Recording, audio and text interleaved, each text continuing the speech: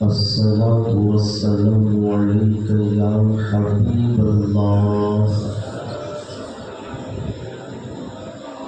الصلاة والسلام عليك يا نبي الله. وعلى آلك وأصحابك يا نور الله. صلی اللہ تعالی علیہ وسلم. میرے پیارے آقا صلی اللہ تعالی علیہ وسلم کی پیاری دیوار میں بڑی خوش نصیب ہیں وہ لوگ جو محفل امام علی مقام رضی اللہ تبارک و تعالی عنہ میں شرکت فرما کر کے اللہ اور اس کے رسول کی خوشنودی کے لیے اور امام حسین کی رضا کے لیے جو ان کا تذکرہ سن کر کے اپنی دنیا اور آخرت کو سنوارنے کی کوشش کرتے ہیں، میرے آقا صلی اللہ علیہ وسلم کی پیاری دیوانوں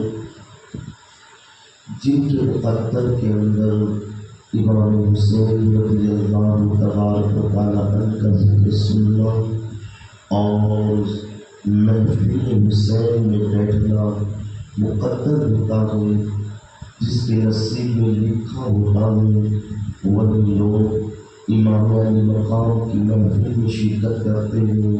ورنہ دنیا کے اندر آپ دیکھیں نہ جانے لوگ اس وقت کیسے کیسے گناہوں کے اندر ملوث ہوں گے. کوئی غیبت کرنے میں لگا ہوگا، کوئی ایک دوسرے کی چگلی کرنے میں لگا ہوگا، کوئی ایک دوسرے کی ہنسی مذاق میں لگا ہوگا، کوئی موبائل اور انٹرنیٹ کے ذریعے اوریانیت کو دیکھنے میں لگا ہوگا. نہ جانے لوگ کیسے کیسے گناہوں کے اندر اس وقت بھی ملوث ہوں گے، مگر بڑے خوش نصیب ہیں وہ لوگ جو جگہ جگہ بھی ذکر خدا ہوتا ہے، ذکر مصطفیٰ ہوتا ہے، ذکر امام حسین ہوتا ہے. اس محفل میں جا کر کے لوگ بیٹھتے ہیں اور بیٹھ کر کے اپنی دنیا اور آخرت اور اپنی قبر کو سنوارنے کی کوشش کرتے ہیں. میرے آقا صلی اللہ تعالی علیہ وسلم کے پیارے دیوانوں ذکر امام حسین میں بیٹھ کر کے اور امام حسین کا تذکرہ سننا، صالحین کا تذکرہ سننا، اللہ کے نیک بندوں کا ذکر سننا، یہ کار ثواب ہے. اور یہاں جہاں جہاں بھی اللہ اور اس کے رسول کی محفلیں منعقد ہوتی ہیں، جہاں جہاں بھی محفل امام علی مقام سجائی جاتی ہے، جہاں جہاں بھی اللہ کے نیک بندوں کا ذکر ہوتا ہے، وہاں اللہ کی رحمتوں کا نزول ہوتا ہے. میرے آقا صلی اللہ تعالی علیہ وسلم کے پیارے دیوانوں، آؤ اسی حوالے سے ایک واقعہ میں عرض کروں.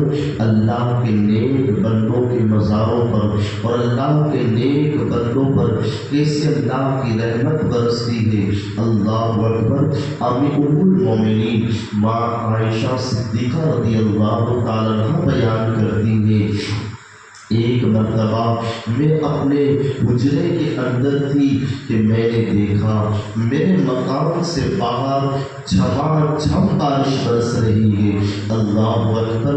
میرے آقا صلی اللہ تعالی علیہ وسلم کے پیارے دیوانوں، پھر حضرت ام المومنین ماں عائشہ صدیقہ رضی اللہ تعالی عنہ کہتی ہیں کہ میں تو دیکھ رہی تھی جھما جھم بارش کے برسنے کو، مگر میری نگاہوں نے دیکھا کہ اسی بارش کے اندر اللہ کے رسول صلی اللہ تعالی علیہ وسلم بھی تشریف لا رہے ہیں میرے گھر کی طرف، میرے حجرے کی طرف. میں نے سوچا اللہ کے رسول صلی اللہ علیہ وسلم اس بارش کے اندر بھیگ گئے ہوں گے۔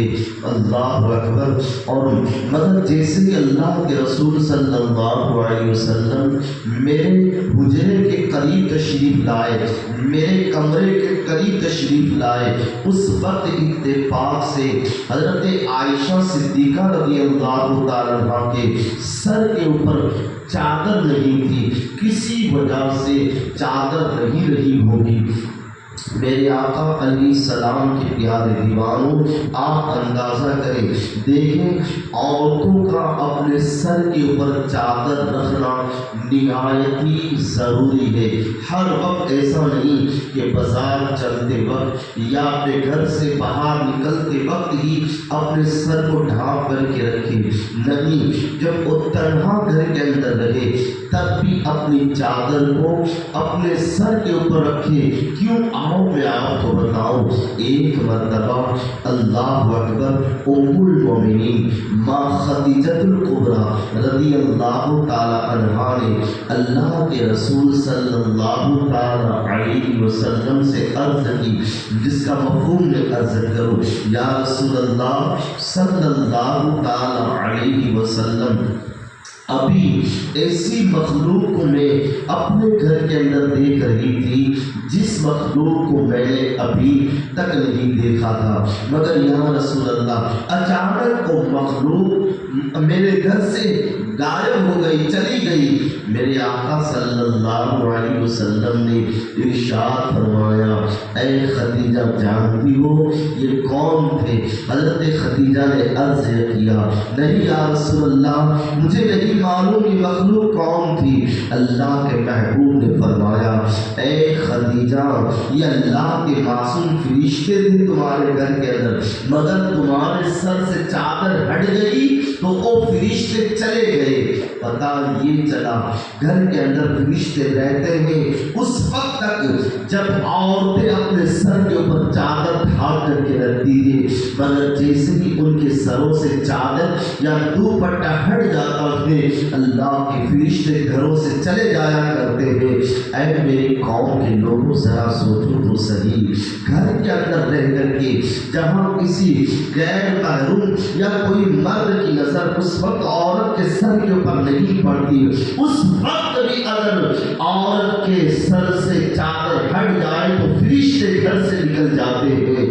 تو جو عورتیں سر بازار سر کھلا رکھ کر کے گھومتی پھرتی ہے، جو عورتیں اپنے گھر کے صحن کے اندر سر کھلا رکھ کر کے بیٹھی رہتی ہے، اجنبی مردوں کا آنا جانا وہاں سے رہتا ہے، آپ بتاؤ وہاں لا کے اس گھر کے اندر لا کے فرشتے کیسے رہ سکتے ہیں؟ تو میرے آقا صلی اللہ علیہ وسلم کی پیارے دیوانوں میں عرض کر رہا تھا، ام المومنین ماں عائشہ صدیقہ کہتے اتفاق ہوا ہوگا ان کے سر سے چادر ہٹ گئی ہوگی۔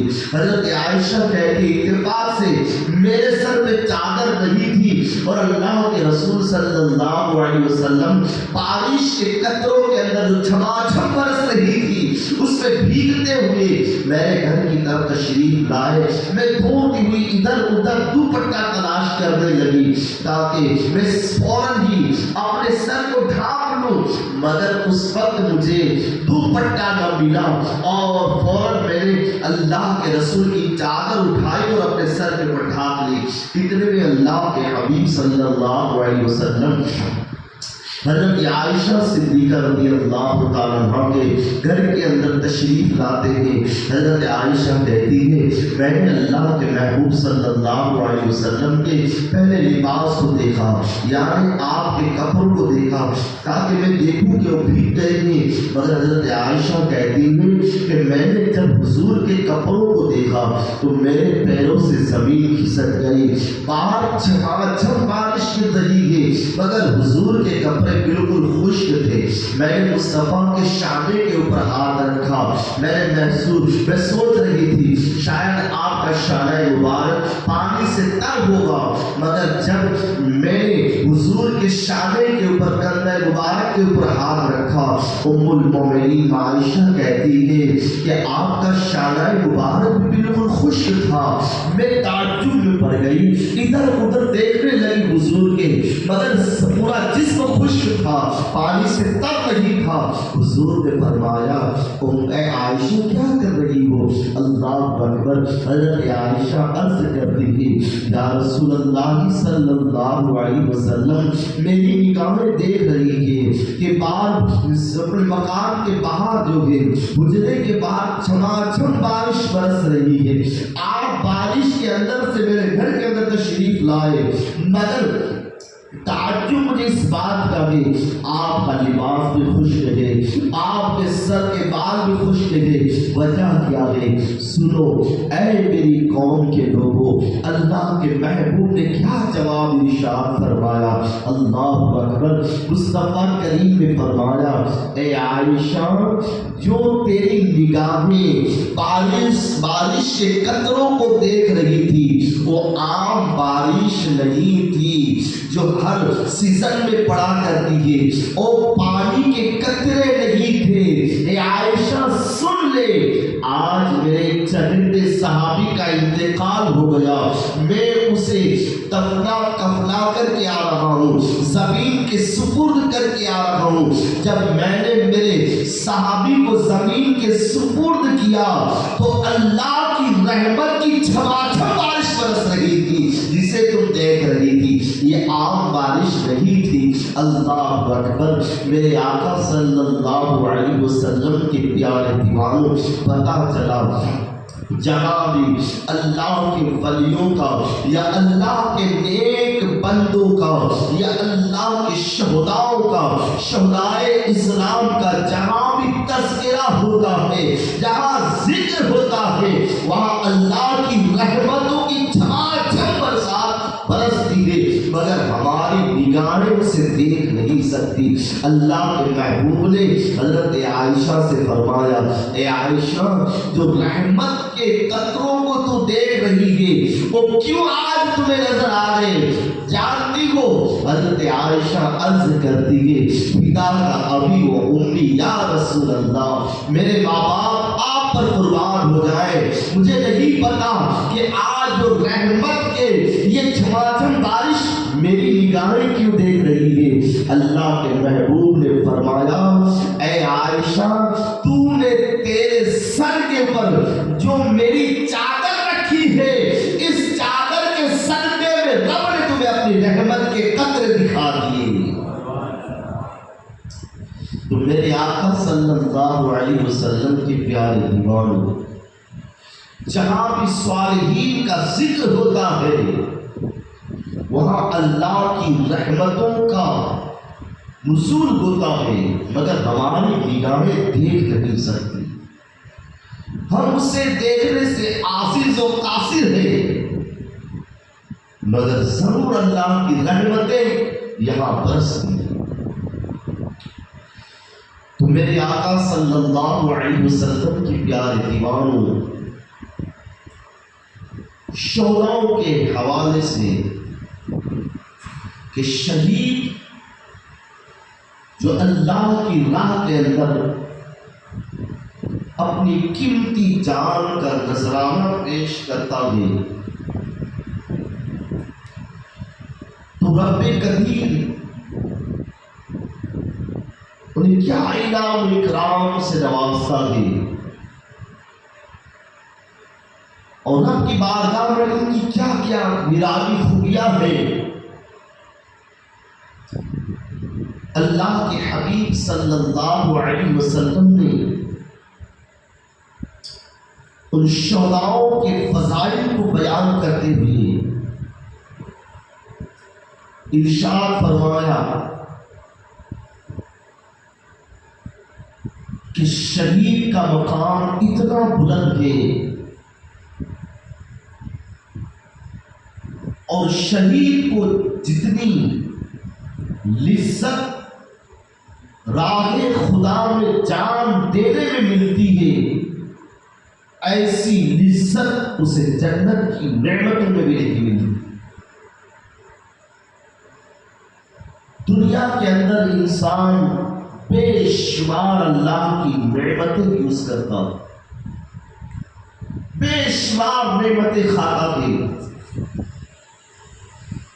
کبھی پی کر کے اس کا مزہ لیتا گے، کبھی نعمت کو چکھ کر کے اس کا ذائقہ لیتا گے، کبھی کھا کر کے اس کی مزہ لیتا گے، اور پھر جنت کے اندر بھی ہر چیز کی نعمتیں وہاں موجود ہیں، مگر شہید جب جنت کے اندر رہنے کے بعد بھی یہ آرزو کرے گا، یہ تمنا کرے گا کہ کاش میں دوبارہ زمین پہ لوٹا دیا جاؤں اور دوبارہ پھر میں میدان کارزار میں جا کر کے اللہ کی راہ کے اندر اپنی گردن کا نذرانہ پیش کروں، اس لیے کہ جو لذت مجھے راہ خدا کے اندر اپنے سر کے نذرانے کو پیش کرنے میں مل رہی تھی، وہ لذت مجھے جنت کی نعمتیں کھا کر بھی نہیں مل رہی ہے۔ تو شہید جب اللہ کی راہ میں اپنی جان کا نذرانہ پیش کرنا بھی تو اسے وہ لذت میسر ہوتی ہے، تو جو لذت اسے جنت میں بھی نہیں ملتی، اس لیے شہید بار بار یہ آرزو اور یہ خواہش اور تمنا رکھتا ہے کہ میں کئی بار دنیا کے اندر لوٹایا جاؤں۔ میرے آقا صلی اللہ علیہ وسلم کی پیارے دیوان اور جو شہید اللہ کی راہ میں اپنی جان کو قربان کرتا ہے، رب فرماتا ہے وہ زندہ ہے، اسے تم مردہ گمان بھی نہ کرو۔ مردہ کہنا تو بہت دور کی بات ہے، تم اپنے ذہن کے اندر تصور بھی ان کے مردے کا نہ لاؤ، خیال بھی نہ کرو۔ رب نے ان کو تصور کرنے سے بھی پابندی لگا دی کہ تم گمان بھی نہیں کر سکتے کہ وہ مردہ ہے، بلکہ وہ زندہ ہے، اللہ کی بارگاہ سے انہیں رزق دیا جاتا۔ میرے آقا صلی اللہ علیہ وسلم کی پیار دیوان، آپ کو پتا ہوگا جنگ کے بدر کے موقع پر اللہ کے حبیب صلی اللہ علیہ وسلم نے اپنے صحابہ کرام کو ایک گڑھا کرنے کا حکم دیا، ایک گڑھا کھڑا دیا، عمدہ کھڑا پڑا گیا۔ پھر اللہ کے حبیب نے فرمایا اس گڑھے کے اندر جو بھی کافر قتل ہوئے تھے ان کی لاشوں کو دبا دو۔ سارے کافروں کی لاشیں جو میدان جنگ میں قتل ہوئے تھے ان کی لاشوں کو اسی گڑھے کے اندر ڈال دی، ڈال کر کے ان پر مٹی ڈال دی گئی۔ مٹی ڈالنے کے بعد اللہ کے رسول صلی اللہ علیہ وسلم نے ان کافروں سے فرمایا جو قتل ہو چکے ہیں، منو من مٹی کے نیچے دبا دیے گئے ہیں، ان کے سرہانے کی طرف کھڑے ہو کر کے مصطفیٰ نے فرمایا دیکھ لیا ہے تم نے، تم اپنے انجام کو پہنچ گئے۔ صحابہ کرام تعجب میں پڑ گئے، یہ کافر قتل ہو چکے ہیں، مر چکے ہیں، ان کی گردنیں ان کے جسم سے جدا ہو گئی، اور حضور کس سے گفتگو کر رہی ہوئی؟ صحابہ کرام نے اللہ کے رسول صلی اللہ علیہ وسلم سے عرض کی یا رسول اللہ یہ تو مر گئے، منو من مٹی کے نیچے دبا دیے گئے، اب یہ کیسے سن سکتے ہیں؟ اب سنو ان کافروں کے حوالے سے اللہ کے محبوب نے فرمایا، جب صحابہ کرام نے عرض کیا کہ یا رسول اللہ یہ مر گئے ہیں، مٹی کے نیچے دبا دیے گئے، گڑھے کے اندر ڈال دیے گئے، اب آپ ان سے کیوں گفتگو کر رہے ہو؟ یہ تو سن نہیں سکتے۔ اللہ کے محبوب نے فرمایا اپنے صحابہ سے، اے میرے صحابہ، یہ لوگ تم سے زیادہ سن رہے ہیں مگر تم ان کی آواز کو نہیں سن سکتے۔ اب بتاؤ، کافر جو مر چکے ہیں، قتل کر دیے گئے ہیں، منومن مٹی کے نیچے دبا دیے گئے ہیں، اللہ کے محبوب نے فرمایا وہ بھی سنتے ہیں۔ جب ایک کافر ہو کر کے سنے تو جو اللہ کی راہ کے اندر شہید کیے جائیں، اللہ کی راہ کے اندر جو قربان کیے جائے، وہ کیوں نہیں سن سکتے؟ اس لیے رب کبیر نے کہا کہ تم ان کی زندگی کو سمجھ نہیں سکتے، وہ زندہ ہے، تمہیں شعور نہیں، تم نہیں سمجھ سکتے ان کی زندگی کو۔ وہ اللہ کی بارگاہ سے رزق بھی کھاتے ہیں۔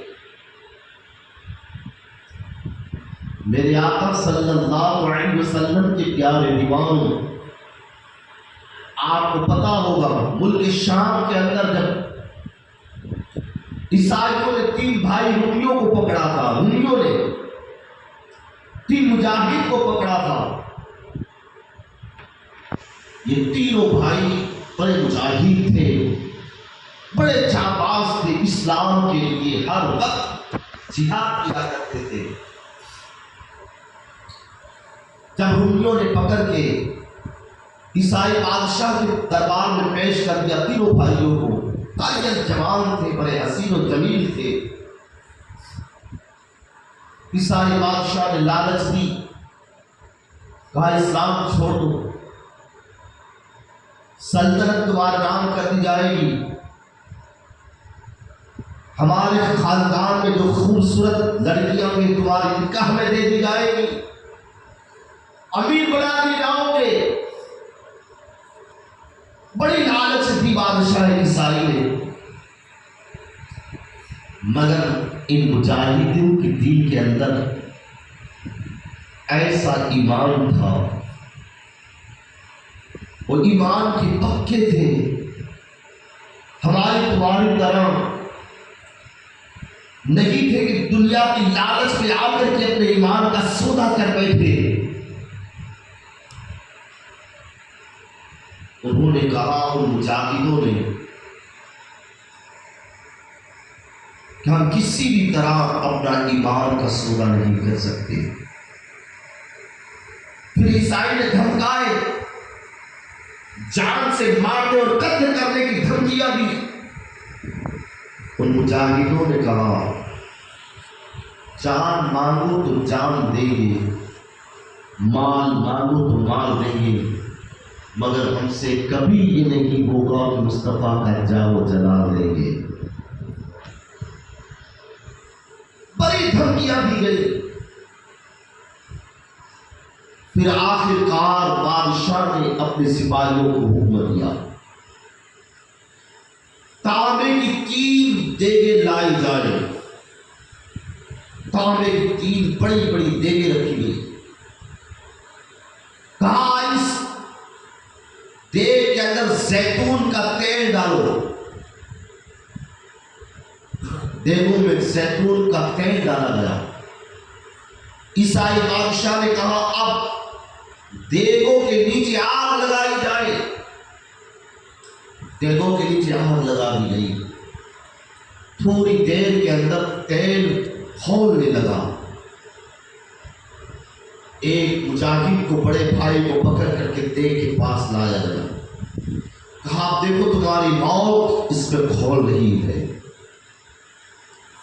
اسلام چھوڑ دو، عیسائیت کو اپنا لو، بادشاہ تمہارے نام کر دی جائے گی، حسین لڑکیاں تمہاری نکاح میں دی جائے گی، اور اگر تم نے ہماری بات نہ مانی تو پھر اس کھول کے ہوئے تیل میں ڈال دی جاؤ گے۔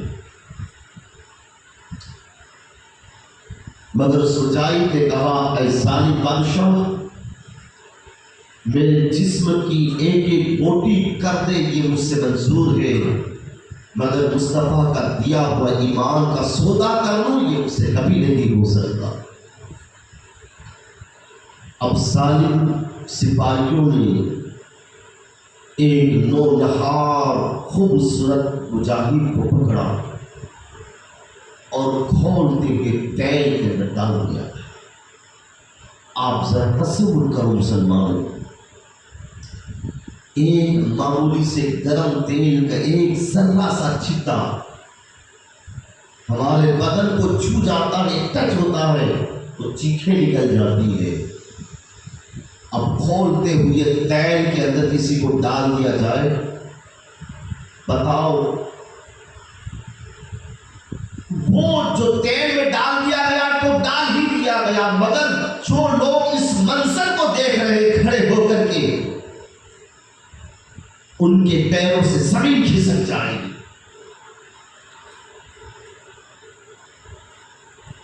مگر ایک بھائی کو تیل کے کھولتے ہوئے کڑھائی میں ڈالنے کے بعد بھی دوسروں کا ایمان کے اندر زلزلہ پیدا نہیں ہوا۔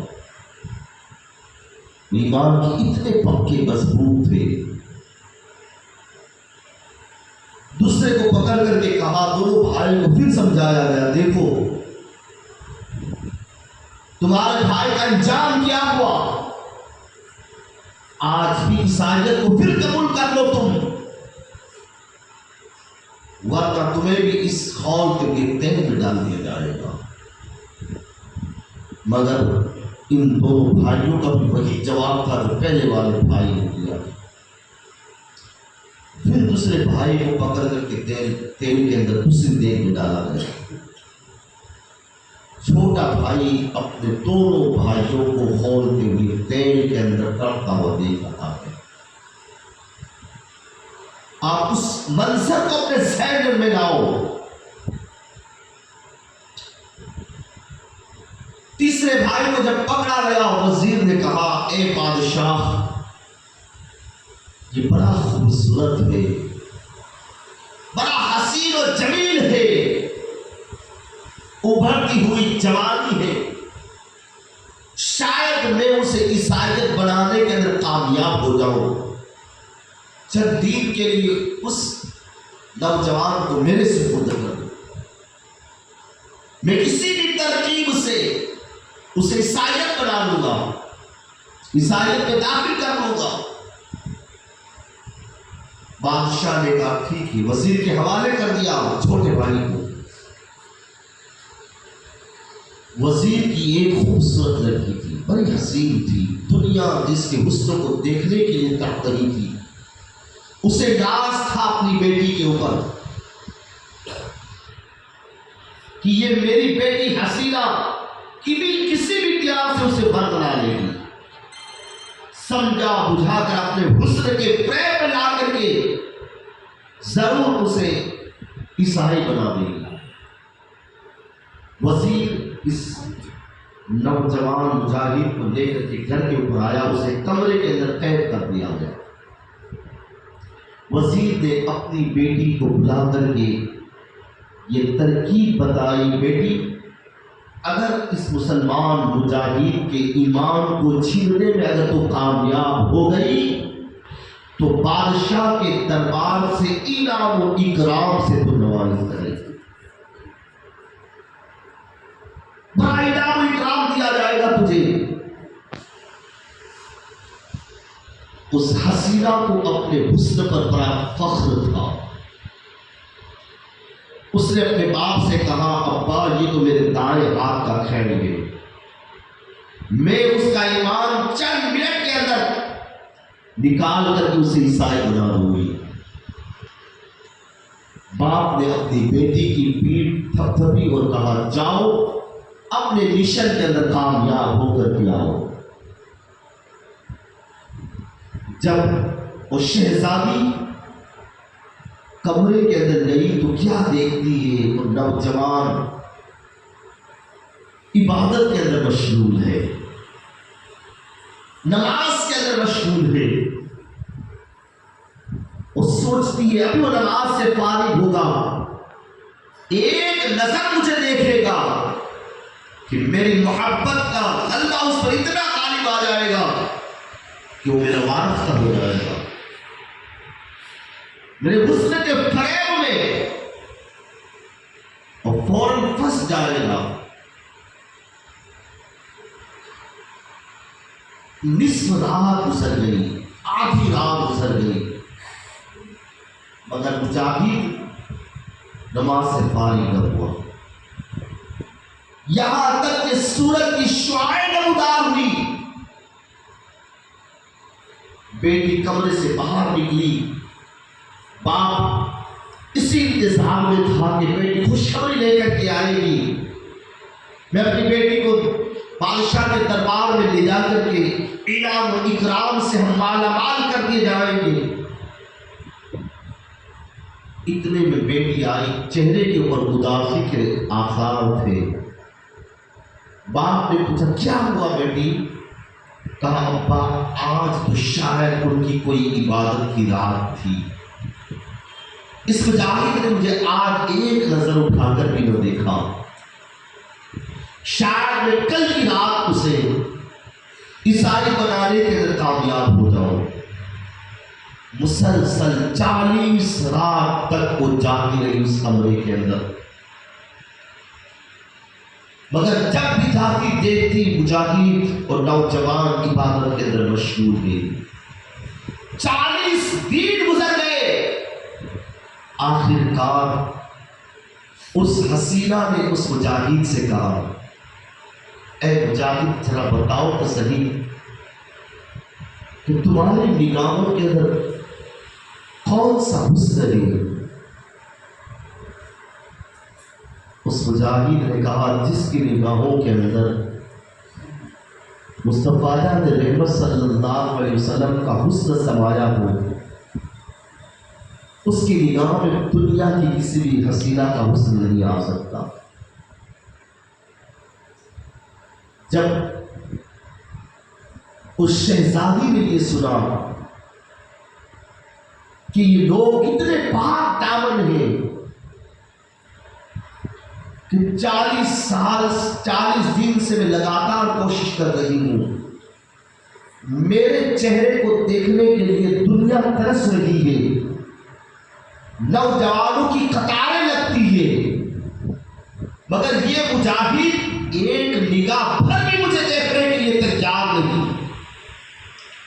آخر ان کا دین کیسا دین ہے، ان کا مذہب کیسا پاکیزہ مذہب ہے۔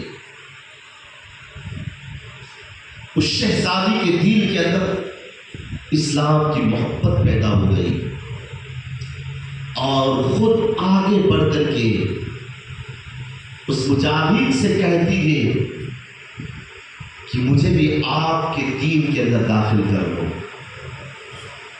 مجھے بھی کلمہ پڑھا کر کے آپ کے مذہب میں شامل کر دو۔ مجاہد کہتا ہے شہزادی سے پڑھ دو لا الہ الا اللہ محمد رسول اللہ۔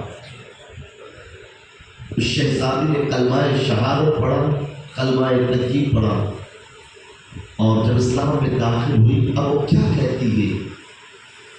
مجاہد سے کہتی اب ہم دونوں اس کمرے میں نہیں رہ سکتے، اگر صبح میں والد کو پتا چلا کہ میں اسلام قبول کر لیا ہے یہ ہم دونوں کو قتل کروا دے گا، تم اسی کمرے میں ٹھہرو، میں استقبل سے جہاں گھوڑے باندھے جاتے ہیں وہاں سے میں استقبل سے 2 گھوڑے لے کر کے آتی ہوں، ہم اب یہاں سے نکل چلیں گے۔ اور شہزادی گئی، 2 گھوڑے لے کر کے آئی، دونوں سوار ہو گئے گھوڑے پر اور اس کمرے سے نکل چلے۔ بڑی بھائی کے ساتھ چلے جا رہے تھے، بہت دور نکل گئے، تھکان کی وجہ سے ایک جگہ کے اوپر ٹھہرے ہوئے تھے کہ دور سے گرد و غبار اڑتی ہوئی نظر آئی۔ شہزادی نے مجاہد سے کہا شاید میرے باپ کو پتہ چل گیا اور اس نے ہم دونوں کی گرفتاری کے لیے لشکر کو بھیج دیا ہے، اب ہم گرفتار کر لیے جائیں گے، قتل کر دیے جائیں گے۔ مجاہد دلاسا دے کر کہ کہتا ہے شہزادی سے تم فکر نہ کرو، ہرگز وہ ہمیں قتل نہ کر سکیں گے، تم فکر نہ کرو۔ اتنے میں گرد غبار قریب آئے، کیا دیکھتے ہیں ایک لشکر ہے گھوڑوں کے اوپر سوار، اور اس لشکر کے آگے یہی وہی دونوں بھائی ہیں جنہیں تیل کے کڑاہیوں کے اندر ڈال دیا گیا تھا۔ دونوں قریب آئے اپنے بھائی کے، بھائی سے مصافحہ کیا اور کہا بھائی ہم جو کہ تمہارا دونوں کا نکاح کرانے کے لیے آئے ہیں۔ جب بھائی نے اپنے بھائیوں کو دیکھا اور نگاہ کے سامنے کہنے لگے کہ میرے بھائی میں نے تو تمہیں دیکھا تھا تیل کی کڑاہیوں میں تڑپتے ہوئے، تم نے تو اپنی جان وہاں دے دی تھی۔ بھائی کہتے ہیں کہ کیا تمہیں نہیں پتا جو اللہ کی راہ کے اندر شہید ہوتے ہیں وہ مردہ نہیں ہوتے بلکہ زندہ رہتے ہیں۔ تو میرے آقا صلی اللہ علیہ وسلم کے پیارے دیوان جو بھی راہ خدا کے اندر قربان ہوئے ہیں وہ سب اپنے اپنے مزاروں کے اندر زندہ ہیں، اور آج ہم اور آپ ان زندہ شہداؤں کی محفل کے اندر بیٹھ کر کے ان کا ذکر سن کر کے ان سے فیض و برکات حاصل کر رہے ہیں۔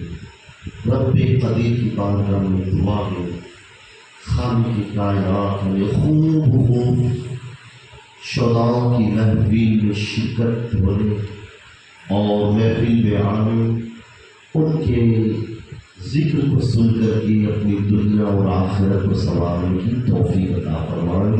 وما علینا الا البلاغ المبین۔ صلاۃ و سلام کے لیے کھڑے